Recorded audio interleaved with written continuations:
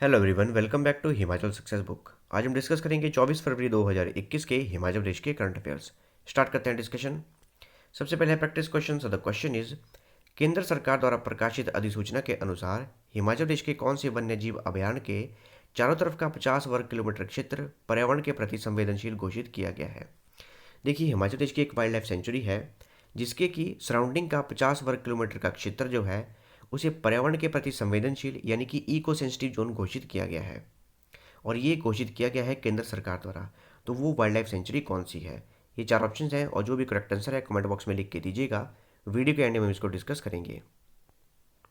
So the first question is, governor Bandaru Dattatreya inaugurated the 2-day interactive capacity building initiative programme organised by which organisation? राज्यपाल बंडारू दत्तात्रेय ने किस संगठन द्वारा आयोजित 2 दिवसीय इंटरेक्टिव क्षमता निर्माण पहल कार्यक्रम का उद्घाटन किया है? ऑप्शन है United Nation Office on Drugs and Crime, Food and Agriculture Organisation, International Labour Organisation, World Health Organisation. Correct answer है option A, United Nations Office on Drugs and Crime. Himachal Pradesh के गवर्नर बंडारू दत्तात्रेय ने interactive capacity building initiative programme का उद्घाटन किया और ये 2 दिन का ट्रेनिंग प्रोग्राम है। इस ट्रेनिंग प्रोग्राम में जो हिमाचल प्रदेश के ड्रग लॉ एनफोर्समेंट ऑफिसर हैं, जैसे कि हिमाचल प्रदेश पुलिस के ऑफिसर और स्टेट एक्साइज डिपार्टमेंट के ऑफिसर, उन्हें वर्चुअल प्लेटफॉर्म के माध्यम से ट्रेनिंग प्रोवाइड की गई और इसे ऑर्गेनाइज किया गया था United Nations Office on Drugs and crime द्वारा। इनका साउथ एशिया का रीजनल ऑफिस है न्यू दिल्ली में, उनके द्वारा इसे ऑर्गेनाइज किया गया था। हिमाचल प्रदेश और नेबरिंग स्टेट्स में नशा काफ़ी बढ़ रहा है और जनरली जो यूथ है वो नशे की गिरफ्त में काफ़ी आ रहे हैं। तो हिमाचल प्रदेश ने पूरे भारत में सबसे पहले एक पहल शुरू की है और वो है एक इंस्टीट्यूशनल मैकेनिज्म बनाया है और इस इंस्टीट्यूशनल मैकेनिज्म का नाम है हिमाचल प्रदेश नशा निवारण बोर्ड। हिमाचल प्रदेश नशा निवारण बोर्ड का काम ये है कि जो भी नशे के खिलाफ रूल बनाने हैं वो सारे के सारे रूल बनाए जाते हैं हिमाचल प्रदेश नशा निवारण बोर्ड के द्वारा और पूरी पैनी नज़र रखी जाती है कि कहाँ कहाँ पर नशा उपयोग किया जा रहा है। और इसके हेड हैं मुख्यमंत्री जयराम ठाकुर। इसके अलावा हिमाचल प्रदेश नशा निवारण बोर्ड के संयोजक व सलाहकार यानी कि कन्वीनर हैं श्री ओम प्रकाश शर्मा। इनका नाम भी याद रखिएगा। बात करें हिमाचल प्रदेश के गवर्नर बंडारू दत्तात्रेय जी की। हिमाचल प्रदेश के 20th गवर्नर हैं, तेलंगाना के हैदराबाद से हैं ये और 11 सितंबर 2019 को ये हिमाचल प्रदेश के गवर्नर बने थे। इनसे पहले थे कालराज मिश्रा। इसके अलावा United Nations Office on Drugs and crime की स्थापना वर्ष 1997 में की गई थी। इसका हेडक्वार्टर है ऑस्ट्रिया की कैपिटल वियना में और इसके हेड है Ghada Waly. Next is, chief minister Jairam Thakur flagged off 2 euro 6 AC Volvo coaches off which corporation? मुख्यमंत्री जयराम ठाकुर ने किस निगम की 2 यूरो 6 AC वॉल्वो कोच को हरी झंडी दिखाई है?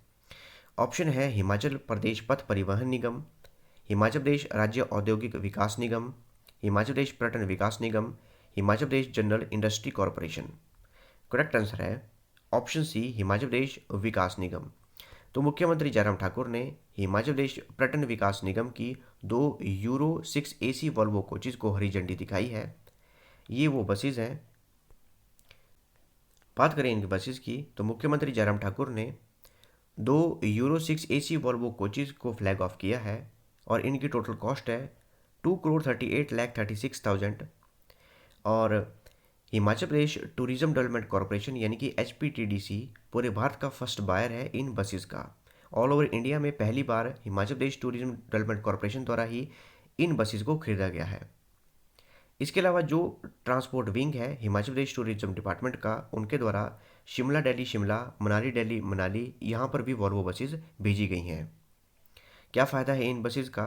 तो ये buses less carbon monoxide produce करेंगी, नाइट्रोजन ऑक्साइड कम प्रोड्यूस करेंगी और जो सल्फर कंपोनेंट है उनको भी कम प्रोड्यूस करेंगी। इससे होगा क्या, जो एयर पॉल्यूशन है वो कम होगा। और Himachal Pradesh tourism development corporation के मैनेजिंग डायरेक्टर हैं Kumud Singh. Picture of which cultural event of Himachal Pradesh has been withdrawn from the country liquor brand? Himachal Pradesh के किस सांस्कृतिक कार्यक्रम की तस्वीर देशी शराब ब्रांड से हटा ली गई है? ऑप्शन है नाटी, मिंजर फेयर, स्वर्णिम Himachal, statehood day 2021। Correct answer है ऑप्शन ए नाटी। तो हिमाचल प्रदेश का एक देशी शराब का ब्रांड है, उसकी बोतल के ऊपर नाटी की फ़ोटो बनाई गई थी और काफ़ी लोगों ने इसका विरोध किया। इसको देखते हुए इस फ़ोटो को हटा दिया गया है। आप देख सकते हैं इमेज में, ये वो देशी शराब की ब्रांड है और इसका नाम है संतरा। नाम भी याद रखिएगा। और आप देख सकते हैं ये नाटी की तस्वीर है, ये लगाई गई थी पहले, और जो हमारा स्टेट एक्साइज डिपार्टमेंट है अब उन्होंने इस तस्वीर को विड्रॉ कर लिया है, हटा लिया है।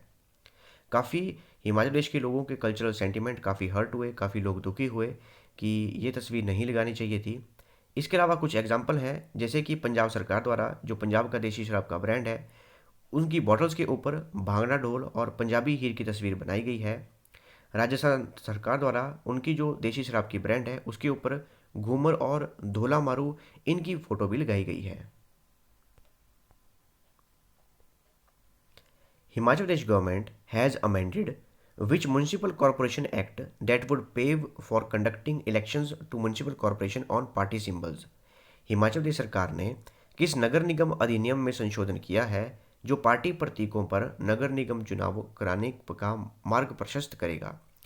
देखिए अब अभी जो है नगर निगम के चुनाव होंगे और अब डिसाइड किया गया है कि नगर निगम के चुनाव पर जो पार्टी के प्रतीक हैं उनका उपयोग किया जा सकता है। तो इस एक्ट को अमेंड किया गया है। तो कौन सा एक्ट है ये? ऑप्शंस हैं Himachal Pradesh municipal corporation act 1948, 1971, 1994, 2004। Correct answer है option C, Himachal Pradesh municipal corporation act 1994। तो कुछ एक्ट हैं जिनको अमेंड किया गया है, जैसे कि Himachal Pradesh municipal corporation act 1994 और Himachal Pradesh municipal corporation election rules 2012। इन दोनों को अमेंड किया गया है और अमेंड करने के बाद अब जो नया रूल है वो ये आया है कि जो म्यूनसिपल कॉरपोरेशन के अब इलेक्शन होंगे उनमें पार्टी के सिंबल्स को उपयोग किया जा सकेगा। इसके अलावा इलेक्शंस में ओबीसी को रिजर्वेशन भी प्रोवाइड की जाएगी और अगर कोई दल बदल करता है तो उसका डिस्क्वालिफिकेशन भी किया जाएगा और जो नो कॉन्फिडेंस मोशन है उसके खिलाफ जो प्रोविज़न है उनको स्ट्रेंथन किया जाएगा। At which place will the Regional Horticulture Research and Training Station be set up by Dr. Y.S. Parmar University for the benefit of farmers? किस स्थान पर किसानों के हित के लिए डॉक्टर वाई एस परमार विश्वविद्यालय द्वारा क्षेत्रीय बागवानी अनुसंधान और प्रशिक्षण स्टेशन की स्थापना की जाएगी? ऑप्शन है नौनी, धौला कुआं, नेरी, भरमौर। करेक्ट आंसर है ऑप्शन बी, धौला कुआं। धौला कुआं ये सिरमौर में है और वहाँ पर regional horticulture research and training station setup किया जाएगा और ये सेटअप किया जाएगा doctor Y S Parmar university Solan द्वारा। और इसके लिए हिमाचल प्रदेश सरकार ने लैंड लीज पर भी दी है और ₹1 पर मंथ की कॉस्ट पर लैंड लीज पर दी गई है doctor Y S Parmar university Solan को, और ये दी गई है 99 वर्षों के लिए।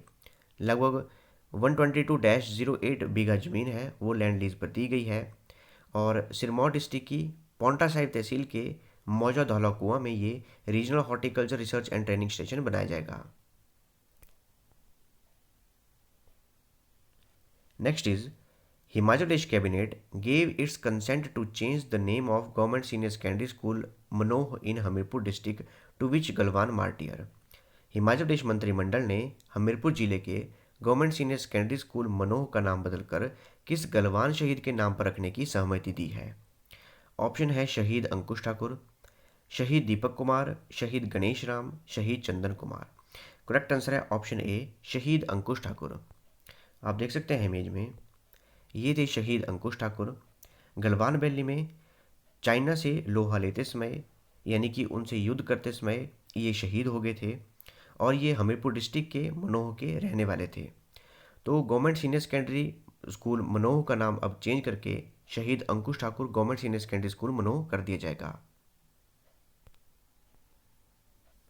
डिस्कस करते हैं practice question. So the question is, केंद्र सरकार द्वारा प्रकाशित अधिसूचना के अनुसार हिमाचल प्रदेश के कौन से वन्यजीव अभियान के चारों तरफ का 50 वर्ग किलोमीटर क्षेत्र पर्यावरण के प्रति संवेदनशील घोषित किया गया है? इसका करेक्ट आंसर है option C, Nargu wildlife sanctuary. तो नारगू वाइल्ड लाइफ सेंचुरी के चारों तरफ का 50 वर्ग किलोमीटर क्षेत्र जो है उसे इको सेंसिटिव जोन यानी कि पर्यावरण के प्रति संवेदनशील घोषित किया गया है। अगर हम मैप में देखें, ये हमारा हिमाचल प्रदेश है, ये मंडी डिस्ट्रिक्ट और ये है कुल्लू डिस्ट्रिक्ट, और ये है मंडी टाउन जो कि ब्यास नदी के किनारे स्थित है। ये है बरोट, यहाँ पर है जोगिंदर नगर, और बरोट जो है वो ऊहल नदी के किनारे स्थित है। और ऊहल नदी जो है वो बाउंड्री बनाती है नारगू वाइल्ड लाइफ सेंचुरी की। ये है नारगू वाइल्ड लाइफ सेंचुरी, जिसका कुछ एरिया जो है वो कुल्लू डिस्ट्रिक्ट में भी स्थित है। और ये है धौलाधार वाइल्ड लाइफ सेंचुरी। और नारगू वाइल्ड लाइफ सेंचुरी में ही मंडी डिस्ट्रिक्ट की सबसे हाईएस्ट पीक है नागरू। आप देख सकते हैं ये है नागरू पीक। तो भारत सरकार द्वारा ये डिसीजन लिया गया है कि नारगू वाइल्ड लाइफ सेंचुरी का चारों तरफ का 50 स्क्वायर किलोमीटर एरिया जो है उसे इको सेंसिटिव जोन घोषित किया जाएगा। और इसके अंतर्गत मंडी फॉरेस्ट डिवीजन के और जोगिंदर नगर के टोटल 17 रेवेन्यू विलेजेस आएंगे।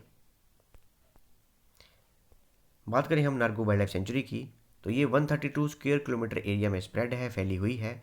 और मंडी और कुल्लू डिस्ट्रिक्ट में दोनों जगह ये स्प्रेड हुई है। इसके अलावा यहाँ पर मुख्य रूप से leopard, barking deer, black bear, घोरल, जैकल और फ्लाइंग स्क्वेयर इस तरह के एनिमल पाए जाते हैं। और हिमालयन मोनाल, वाइट क्रेस्टेड कालीज और चुकोर इस तरह के पक्षी पाए जाते हैं। और यहाँ पर विभिन्न प्रकार के पेड़ पौधे भी पाए जाते हैं, जैसे कि देवदार, खारसू, फीर, मैपल, रोडोडेंड्रॉन, बान और अलग अलग प्रकार के वृक्ष भी पाए जाते हैं।